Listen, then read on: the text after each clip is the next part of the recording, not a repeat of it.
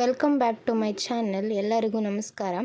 ಇವತ್ತು ಗುರುಪೂರ್ಣಿಮೆಯ ವಿಶೇಷವಾಗಿ ನಮ್ಮನೇಲಿ ರಂಗೋಲಿ ಪೂಜೆ ಎಲ್ಲನೂ ಈ ವಿಡಿಯೋದಲ್ಲಿ ನೋಡ್ಬೋದು. ಈಗ ಗುರುಪೂರ್ಣಿಮೆಯ ಮಹತ್ವವನ್ನು ನೋಡೋಣ ಮತ್ತು ತಿಳ್ಕೊಳ್ಳೋಣ. ಹಿಂದೂ ಪಂಚಾಂಗದ ಆಷಾಢ ಮಾಸದ ಹುಣ್ಣಿಮೆಯನ್ನು ಗುರುಪೂರ್ಣಿಮೆ ಎಂದು ಆಚರಿಸಲಾಗುತ್ತದೆ.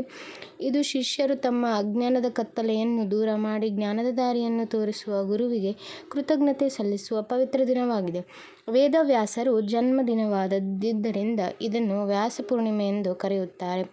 ಭಾರತೀಯ ಸಂಸ್ಕೃತಿಯಲ್ಲಿ ಗುರುವಿಗೆ ದೇವರಿಗೆ ಸಮಾನವಾದ ಸ್ಥಾನವಿದೆ.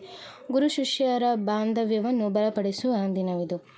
ಮಹರ್ಷಿ ವೇದವ್ಯಾಸರ ಸ್ಮರಣೆ. 4 ವೇದಗಳನ್ನು ವಿಂಗಡಿಸಿ ಮಹಾಭಾರತದಂತಹ ಮಹಾವ್ಯಾಖ್ಯಾನವನ್ನು ರಚಿಸಿದ ಮಹರ್ಷಿ ವೇದವ್ಯಾಸರ ಜನ್ಮದಿನವಾದದ್ದು ಈ ದಿನ ಆಚರಿಸಲಾಗುತ್ತದೆ. ಆಧ್ಯಾತ್ಮಿಕತೆ ಮತ್ತು ಬೌದ್ಧ ಧರ್ಮ. ಆಧ್ಯಾತ್ಮಿಕತೆ ಸಾಧನೆಗೆ ಅದು ಅತ್ಯಂತ ಶ್ರೇಷ್ಠ ದಿನವಾಗಿದೆ.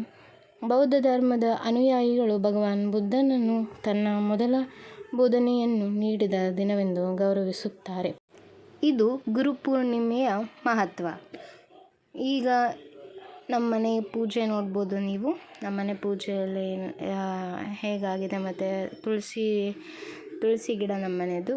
ಮತ್ತು ಇದು ಆರತಿ ಬೆಳಗಿರುವಂತಹ ಫೋಟೋ. ನಮ್ಮನೆಯ ಪೂಜೆ ರಂಗೋಲಿ ಇವೆಲ್ಲ ನೋಡಿದ್ದೀರ. ಈಗ ನಮ್ಮಮ್ಮ ಆರತಿ ಬೆಳಗ್ತಾ ಇದ್ದಾರೆ ದೇವರಿಗೆ. ನಮ್ಮ ವಿಡಿಯೋ ಎಲ್ಲ ನಿಮ್ಗೆ ಇಷ್ಟ ಆಗಿದ್ದರೆ ಲೈಕ್ ಮಾಡಿ, ಶೇರ್ ಮಾಡಿ ಮತ್ತು ಸಬ್ಸ್ಕ್ರೈಬ್ ಮಾಡಿ. ನಮ್ಮ ಚಾನಲಿಗೆ ಸಬ್ಸ್ಕ್ರೈಬ್ ಮಾಡ್ಕೊಳ್ಳಿ. Thank you all. Thank you for watching.